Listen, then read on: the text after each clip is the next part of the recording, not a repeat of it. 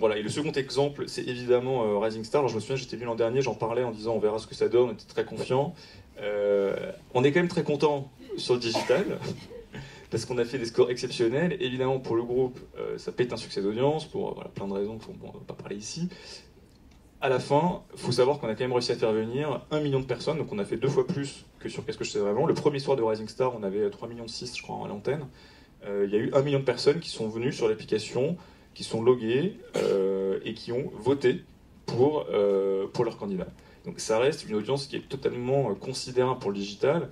Imaginez qu'on a 1 million de personnes, même techniquement, le challenge technique que c'est, il faut imaginer ce que c'est, 1 million de personnes qui viennent entre 20h50 et 21h15 en gros sur une plateforme digitale française, c'est monstrueux. C'est-à-dire qu'il y a quasiment, même, enfin, Facebook ne connaît pas ça, il y a très peu de sites qui ont tant de hits aussi instantanés sur une plateforme. Donc c'est un challenge technologique qui est énorme pour sécuriser une plateforme telle que Rising Star. Et donc on est quand même très content d'avoir relevé le défi. On a appris beaucoup de choses sur la façon dont on pouvait engager une audience autour d'un programme télé.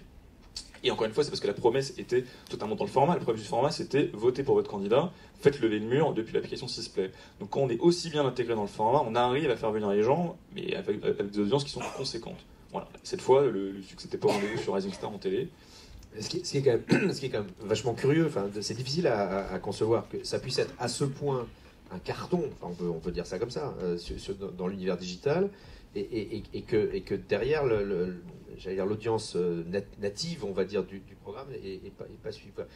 Alors, ça va peut-être rentrer dans des choses un peu confidentielles liées à la chaîne, là, mais vous avez analysé un peu le gap, parce que ça avait été un flop sur le digital, ok, alors que là, sur le digital, c'est juste colossal, quoi.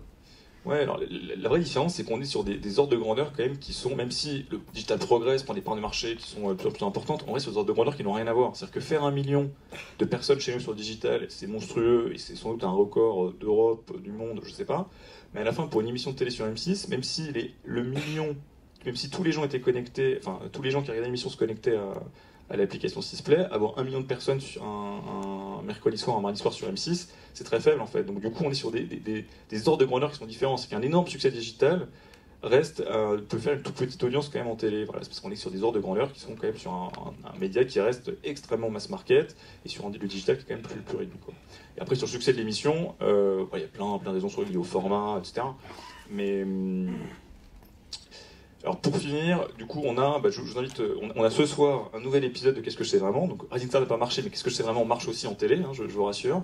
Donc ça revient ce soir. Donc on espère battre les 500 000. C'est sur une émission sur le bac.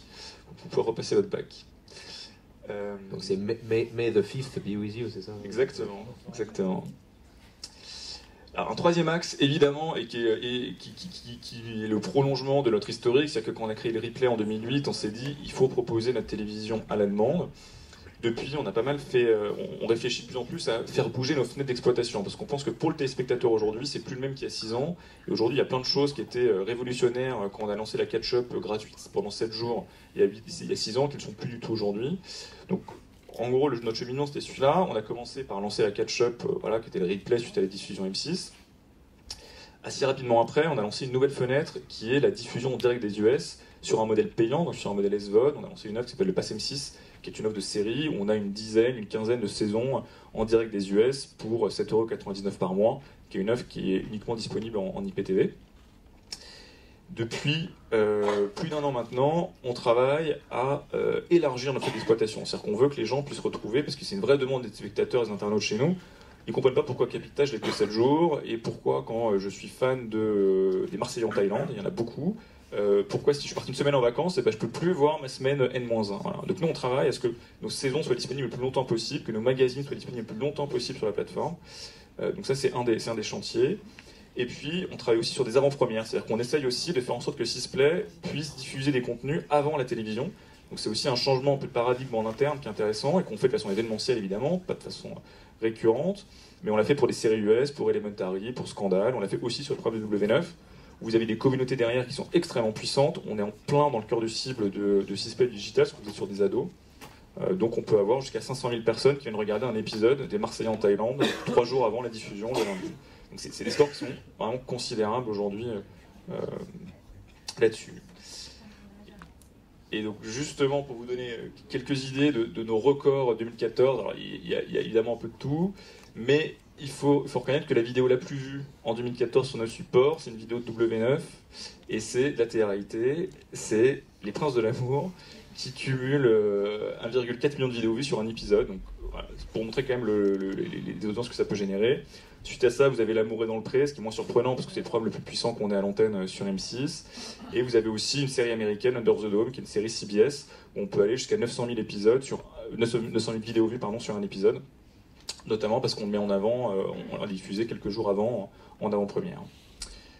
Voilà, aujourd'hui, donc ça c'est tout notre cheminement autour de la dénérialisation et de Sisplay. Aujourd'hui, notre conviction, c'est que pour demain exister face à la concurrence, mais la concurrence aujourd'hui, c'est pas vraiment TF1, France Télé ou Canal, c'est évidemment cette concurrence-là en télé. Sur le digital, on considère que la vraie concurrence, c'est aussi YouTube, c'est Facebook demain, c'est Netflix, c'est tous ces acteurs qui prennent une part de voix très importante sur le divertissement vidéo.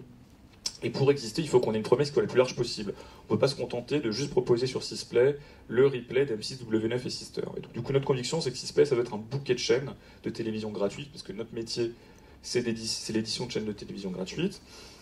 Donc aujourd'hui, Sisplay, c'est 8 chaînes de télévision que vous connaissez, qui sont des chaînes de télévision broadcast, qu'on propose de façon linéaire et non linéaire. Donc c'est les 3 chaînes gratuites, et puis nos différentes chaînes payantes. Vous allez retrouver le direct de la chaîne et le replay. Et puis, c'est depuis 1 an et demi, 5 chaînes de télévision exclusivement en ligne qu'on a lancées. Donc, ce qu'on a voulu faire avec les chaînes Sisplay, c'est, on s'est dit, il faut qu'on aille sur des thématiques qui font pas de sens pour faire une chaîne linéaire. On n'aura pas, en tout cas, il y a peu de chances aujourd'hui qu'on fasse une chaîne de décoration broadcast dans le groupe M6. On est plutôt en plus à un moment de marché où les chaînes CAPSAT de compléments très spécialisées sont plutôt en train de fermer et de souffrir. Et on pense en revanche qu'il y a une demande sur le digital pour ces niches-là, toujours en restant dans l'ADN d'M6, qui est de faire du divertissement, de la proximité. On n'est pas dans du documentaire pur et dur. Donc on est resté dans l'ADN d'M6, et ce qu'on a voulu faire, c'est pas des chaînes YouTube, c'est-à-dire qu'on n'est pas sur des chaînes de snacking où vous avez une vidéo, 2 vidéos par semaine. On est sur des programmes longs, on est avec une expérience de télévision. Donc ces chaînes-là se composent en gros de productions originales, qui sont des productions qu'on fait en interne ou avec des producteurs extérieurs, mais qu'on incarne par des visages de l'antenne. L'idée, c'est pas d'aller chercher un youtubeur ou une figure d'internet, mais plutôt un vrai visage de l'antenne qui est connu des spectateurs. On propose des programmes de télévision issus du groupe M6, évidemment, qu'on va rééditorialiser, c'est-à-dire qu'on va proposer des playlists, des choses, et reproposer du scène de ménage, mais thématisé selon l'actualité, par personnage. Et puis on achète beaucoup de programmes sur les marchés. On achète des programmes de télévision internationaux qu'on va sous-titrer et qu'on va proposer en VOST sur nos chaînes. Et puis il faut aussi voir que ces chaînes-là, elles ont nécessité un changement d'organisation puisqu'on n'a jamais travaillé aussi proche de l'antenne, parce qu'on travaille main dans la main avec les équipes programmes. C'est-à-dire que c'est pas notre métier, nous chez M6 Web, de choisir un programme ou de programmer une chaîne. À l'inverse, c'est notre compétence et notre savoir-faire de faire du marketing sur le web ou d'animer un service à la demande. Et donc on travaille en commun avec des gens des équipes programmes télé pour concevoir ces chaînes-là. Donc les 5 chaînes qu'on a lancées, je vais vous les pitcher rapidement. La première qui s'appelle Stories, c'est une chaîne c'est une chaîne de téléfilms. Alors, les téléfilms, c'est nos films de l'après-midi, alors qu'on a un côté, parfois, on n'est pas tous fans. N'empêche que c'est un énorme succès depuis 15 ans sur M6, et c'est quelque chose qu'attendaient vraiment nos utilisateurs. On n'avait jamais marketé cette offre-là. Mais pour autant, c'est une chaîne qui était très attendue par les fans du genre, et donc on propose sur cette chaîne une centaine de films. C'est des productions qui sont majoritairement américaines, parfois allemandes, avec souvent des visages connus en fait, parce que vous avez beaucoup de stars de séries ou de stars de films, parfois un peu sur le déclin, qui sont dans ces programmes-là. Il reste qu'à la fin, c'est des films qui ont des budgets de 5 millions de dollars de production, donc c'est quand même des vraies productions de 90 minutes de qualité. Voilà. Et puis cette chaîne-là, on l'anime au gré de Noël, la Saint-Valentin, etc. On a ensuite une chaîne sur la cuisine, mais on n'a pas voulu faire une chaîne de recettes de cuisine, parce qu'on pense que c'est pas ça qui intéresse les gens. Donc on a fait une chaîne qu'on a appelée Crazy Kitchen, qui est tout ce qu'il y a de plus de spectaculaire en cuisine. On travaille avec Norbert, qui nous fait une production qui s'appelle La Recette No Limite, où il relève des défis un peu fous de cuisine. Et puis on propose des programmes internationaux qui n'ont été jamais vus en France. On a fait Cupcake Wars, qui est une compétition de cupcake, Gordon Behind Bars, qui est évidemment incarné par Gordon Ramsay. Et puis on reprend les marques emblématiques de cuisine du groupe, que ce soit le meilleur pâtissier, Top Chef, etc., qu'on va proposer sous une nouvelle forme dans cette chaîne. Notre troisième chaîne, c'est une chaîne mode et beauté qui est incarnée évidemment par Christina Cordula, qui est la meilleure ambassadrice de cette thématique chez nous. Et puis on va retrouver différentes émissions mode du groupe, et puis des compétitions internationales qu'on source sur le marché. Alors, ce qui est intéressant, c'est que l'émission qu'on a faite avec Christina Cordula, on a essayé de la penser la plus interactive possible.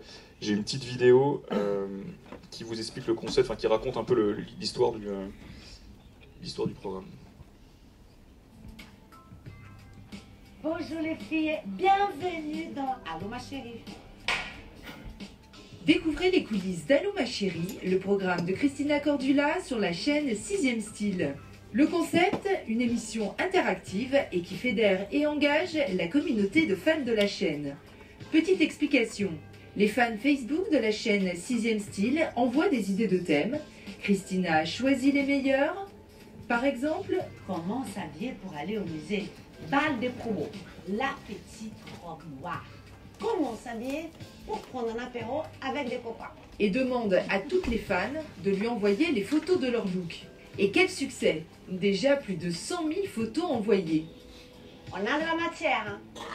Christina sélectionne ensuite 3 looks qu'elle va décrypter dans l'émission, dire ce qui va, ce qui ne va pas, et surtout donner ses conseils aux 3 filles choisies pour qu'elles aient un look magnifique.